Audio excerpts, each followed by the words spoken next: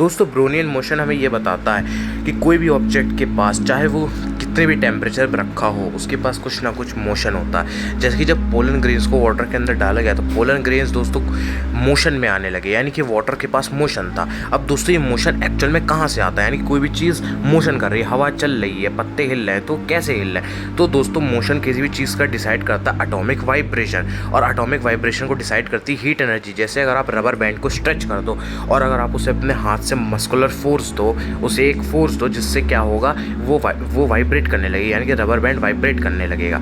ऐसे दोस्तों अगर हमें एटॉमिक वाइब्रेशन को बढ़ाना है तो हमें हीट एनर्जी देनी पड़ेगी, जिससे क्या होगा एटम्स अंदर के वाइब्रेट करने लगेंगे। और जब एटम्स अंदर के वाइब्रेट करेंगे तो दोस्तों वो कभी एटम्स एक दूसरे के पास आएंगे, कभी दूर जाएंगे। और जब क्योंकि एक मतलब किसी भी मैटर के अंदर क्योंकि एटम्स बिछे हुए होते हैं, तो जब वो वाइब्रेट करेंगे तो दोस्तों इलेक्ट्रॉन्स जो होंगे, क्योंकि हर एक एटम में बाहर में इलेक्ट्रॉन्स होता है, रिवॉल्व कर रहा होता है, वो नेगेटिवली चार्ज होता है। तो दोस्तों सेम चार्ज की वजह से हर एक इलेक्ट्रॉन एक दूसरे पर रिपल्शन का इलेक्ट्रोस्टैटिक रिपल्शन फोर्स डालेंगे, और उस अगर ज़्यादा वाइब्रेट करेंगे तो दोस्तों इलेक्ट्रॉन्स एक दूसरे पर ज़्यादा फोर्स डाल के एक दूसरे को दूर कर देंगे। तो इस वजह से दोस्तों मोशन होता है एटॉमिक लेवल पे।